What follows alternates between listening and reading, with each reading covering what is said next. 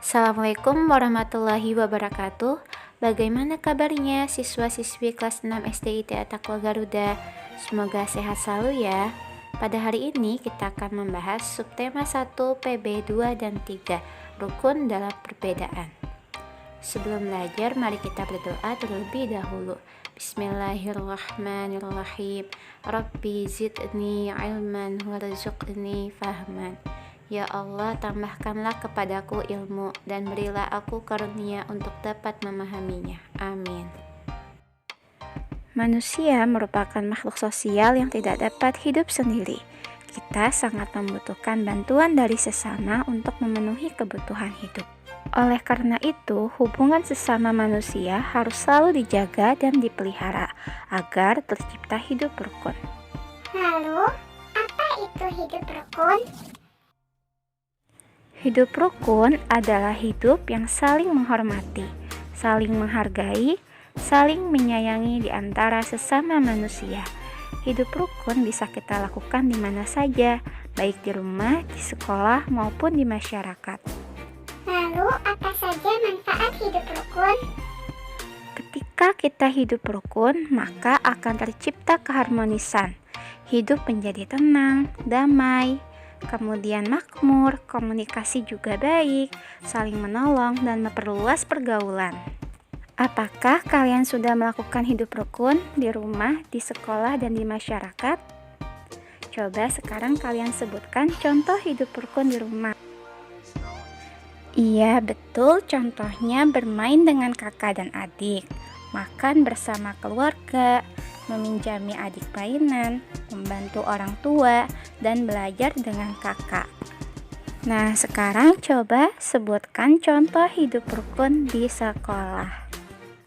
Contoh hidup rukun di sekolah: bermain dengan teman, piket bersama, berbagi kue dengan teman, belajar kelompok, dan tidak mengejek teman. Oke, sekarang coba sebutkan contoh hidup rukun di masyarakat. Contoh hidup rukun di masyarakat yaitu kerja bakti di kampung, mengikuti rapat RT, membantu tetangga yang terkena musibah, dan menjenguk tetangga yang sakit.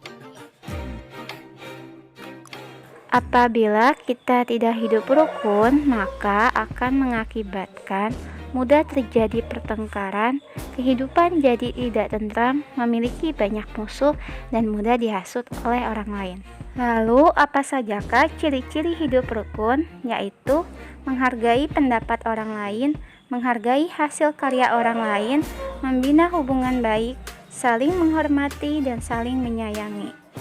Jadi, kita harus hidup rukun kepada siapa saja, sebagaimana Allah perintahkan dalam Quran Surat Al-Hujurat ayat 10. Bismillahirrahmanirrahim. Innamal mu'minuna ikhwatun fa'aslihu baina akhawaykum wattaqullaha la'allakum turhamun. Yang artinya sesungguhnya orang-orang mukmin itu bersaudara. Karena itu damaikanlah di antara kedua saudaramu yang berselisih dan bertakwalah kepada Allah agar kamu mendapat rahmat.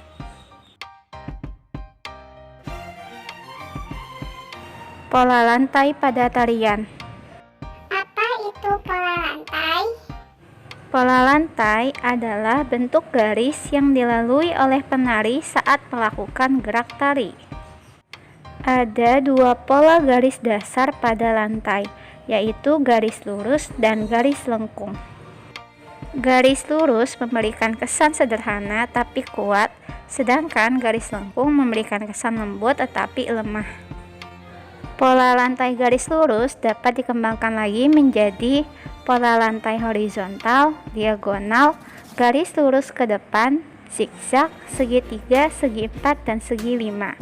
Bentuk pola garis lengkung dikembangkan menjadi berbagai pola lantai, diantaranya berbentuk lingkaran, angka 8, garis lengkung ke depan, dan garis lengkung ke belakang.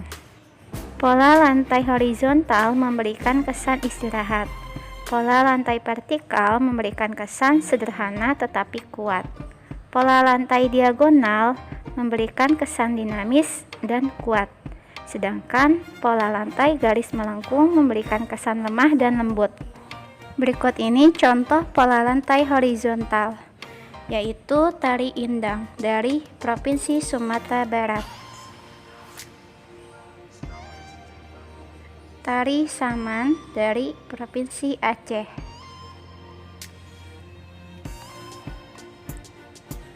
Pola lantai vertikal contohnya Tari Yospan dari Papua, Tari Serimpi dari Jawa Tengah, dan Tari Baris Cengkedan dari Bali.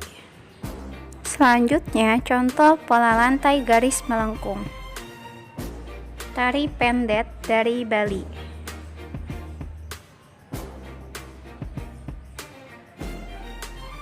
Tari Mak Badong dari Sulawesi Selatan. Tari Piring dari Sumatera Barat. Tari piring juga memiliki pola lantai garis lurus segi 4. Tari Randai Sumatera Barat. Selanjutnya pola lantai diagonal. Contohnya Tari Sekapur Sirih dari Jambi. Tari Gending Sriwijaya dari Sumatera Selatan. Seorang penari harus menguasai pola lantai. Tujuannya yaitu penari lebih mudah melakukan perpindahan gerak sehingga penari akan mengetahui area mana yang menjadi area miliknya tanpa harus khawatir mengganggu atau bertabrakan dengan area penari lainnya. Jadi pola lantai itu berfungsi untuk menata gerakan tarian, membentuk komposisi dalam pertunjukan tarian, dan menciptakan kekompakan antar anggota penari. Dengan adanya pola lantai, tarian yang disajikan akan lebih indah dan menarik untuk ditonton.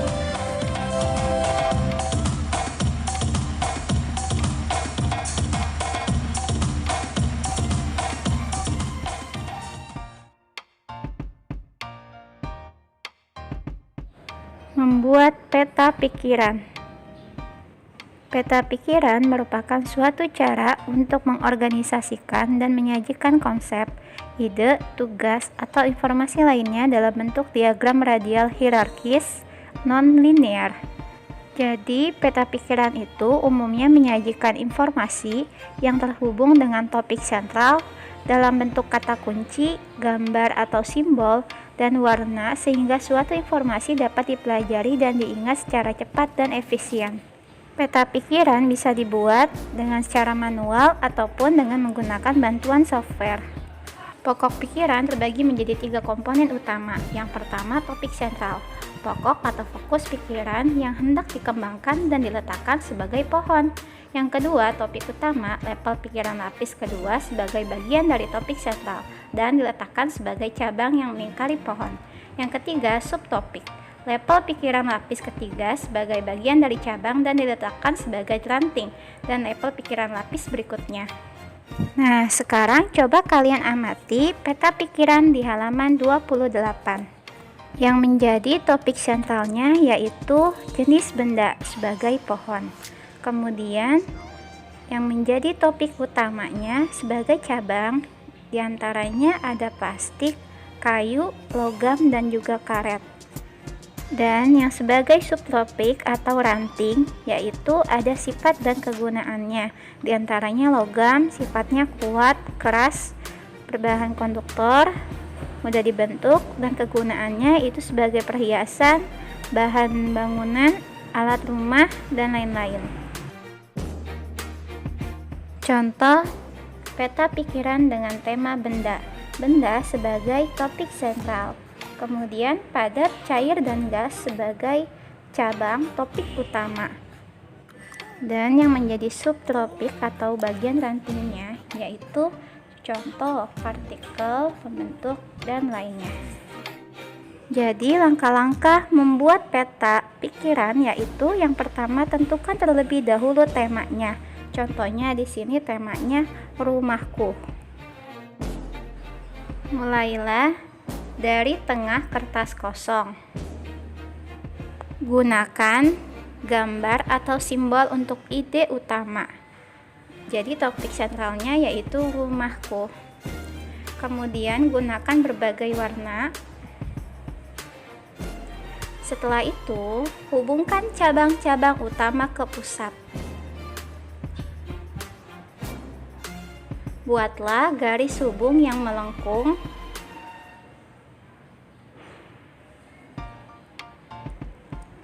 Gunakan satu kata kunci untuk setiap garis. Tema utamanya yaitu rumahku. Kemudian tentukan cabang utama yang masih berkaitan dengan tema tersebut. Tentukan subtopik sebagai ranting yang diambil dari cabang.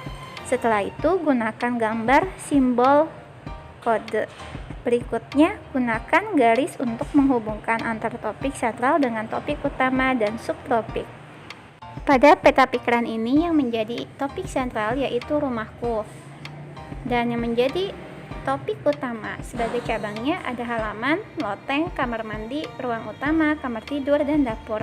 Dan yang menjadi subtopik bagian rantingnya contohnya ada dapur itu bagian kompor, tempat makanan, kemudian kamar tidur jadi tempat kasur, lemari baju, dan suasananya sangat nyaman.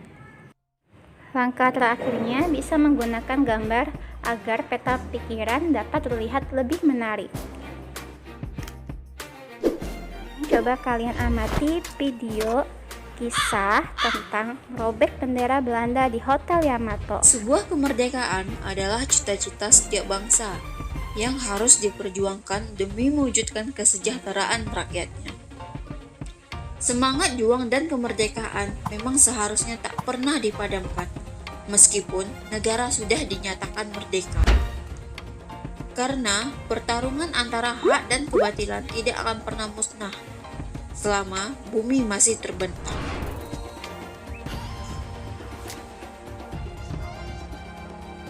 Kabar mengejutkan datang dari Surabaya pada tanggal 19 September tahun 1945, yaitu dari sebuah hotel yang bernama Yamato.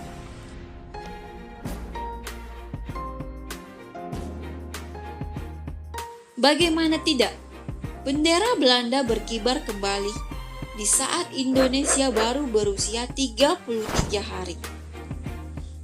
Penampakan tersebut sontak mengejutkan warga sekitar, hingga mengundang arek-arek Surabaya untuk turut meramaikan hotel yang sebelumnya bernama Oranye tersebut.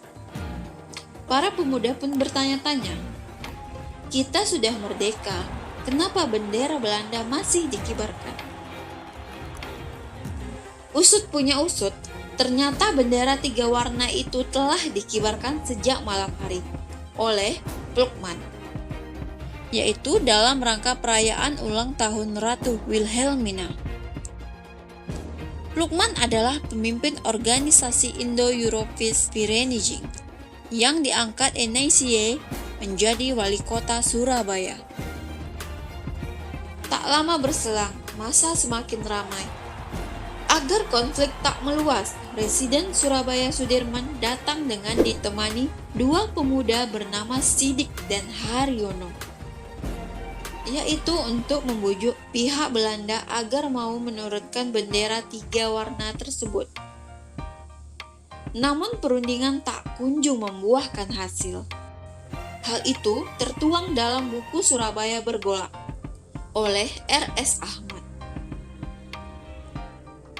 Alih-alih setuju dengan perundingan tersebut, Plukman malah menodongkan pistol ke arah Sudirman dan menolak pengakuan kedaulatan Republik Indonesia. Jawaban itu tertulis dalam buku Rakyat Jawa Timur Mempertahankan Kemerdekaan yang disusun oleh Irna Hadi Suwito. Plukman berkata, pasukan sekutu telah memenangkan perang. Dan karena Belanda adalah bagian dari sekutu, maka sudah menjadi haknya mengembalikan pemerintahan Hindia Belanda. Republik Indonesia, kami tidak tahu itu apa. Sidik yang cepat tanggap langsung mengadakan perlawanan kepada Plukman. Sementara Haryono mengevakuasi Sudirman keluar hotel. Perkelahian antara Plukman dan Sidik terus berlanjut, hingga Plukman tewas di tangan Sidik. Meski begitu, Sidik juga tak luput dari kepungan tentara Belanda. Sidik pun turut gugur dihantam belati. Sebagian menuliskan bahwa Sidik gugur ditembak. dalam aksi teatrikal reka ulang bertajuk Surabaya Merah Putih yang digarap oleh komunitas Surabaya Juang. Di sana dikisahkan, saat Sidik sedang menghadapi maut, ia sempat berpesan kepada Haryono. Sidik berkata, "Cak Har, beritahukan kepada arek-arek Surabaya, perjuangan ini jangan sampai berhenti, merdeka."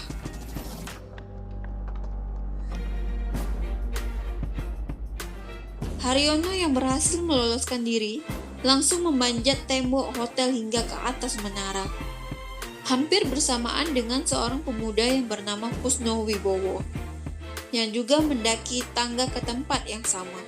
Keduanya pun berbarengan sampai di puncak menara. Tanpa ragu, Kusno Wibowo pun langsung menurunkan bendera Belanda dan menyobek bagian warna biru, sehingga yang tersisa hanya warna merah dan putih. Bendera yang sudah disobek itu lalu dikibarkan kembali seperti sedia kala.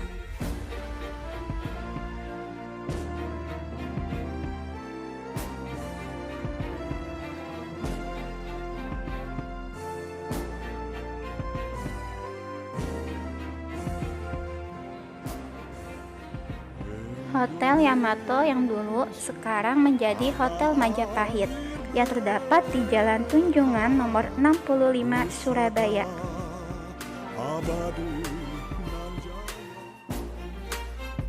Adaptasi tumbuhan.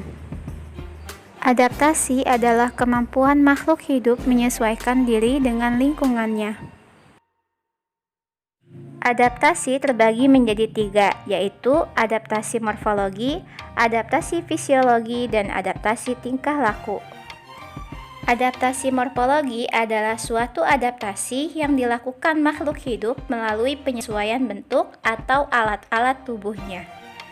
Adaptasi fisiologi adalah suatu adaptasi yang dilakukan makhluk hidup melalui penyesuaian fungsi kerja alat-alat tubuh dengan lingkungan habitatnya. Sedangkan adaptasi tingkah laku adalah suatu adaptasi yang dilakukan makhluk hidup melalui penyesuaian tingkah lakunya. Nah, sekarang coba kalian amati contoh adaptasi morfologi pada tumbuhan hidrofit berikut ini.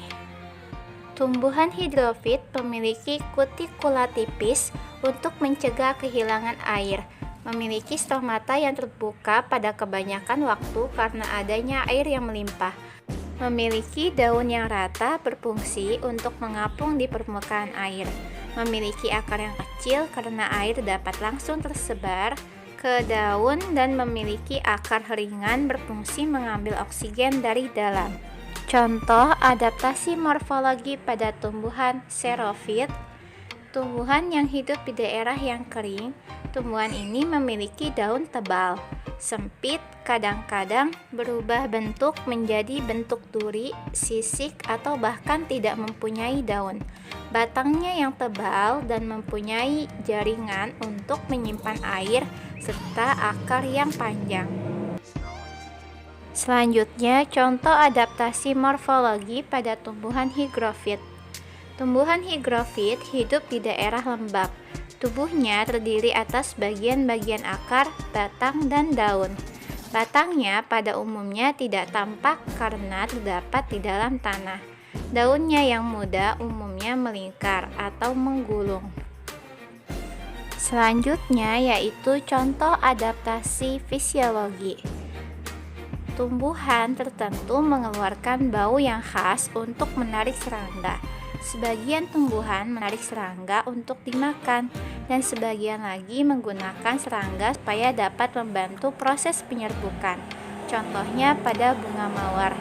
Ada tumbuhan menarik serangga untuk dimakan. Contohnya tumbuhan kantong semar dan juga tumbuhan penus. Tumbuhan mengeluarkan nektar pada bunga untuk menarik serangga. Contohnya kembang sepatu. Tanaman seperti cemara dan juga sukun beradaptasi fisiologi dengan cara mengeluarkan metabolis sekunder berupa alelopati. Metabolis sekunder berupa alelopati ini dapat dan mampu menghambat pertumbuhan tanaman lain yang berada di sekitarnya. Berikutnya, contoh adaptasi tingkah laku pada tumbuhan. Pohon jati menggugurkan daunnya atau meranggas pada musim kemarau. Hal ini dilakukan untuk mengurangi penguapan sehingga dapat menghemat cadangan air. Daun tanaman jagung menggulung saat udara sangat panas untuk mengurangi penguapan air. Selain tanaman jagung, ada juga tumbuhan yang melakukan adaptasi yang sama, yaitu menggulungkan daunnya pada saat cuaca panas. Di antaranya yaitu tumbuhan tebu dan juga tumbuhan padi. Itulah tadi contoh-contoh adaptasi pada tumbuhan. Ada adaptasi morfologi, adaptasi fisiologi, dan adaptasi tingkah laku. Makhluk hidup perlu beradaptasi karena setiap makhluk hidup perlu bertahan hidup agar dapat memperoleh makanan dan melindungi diri dari pemangsa.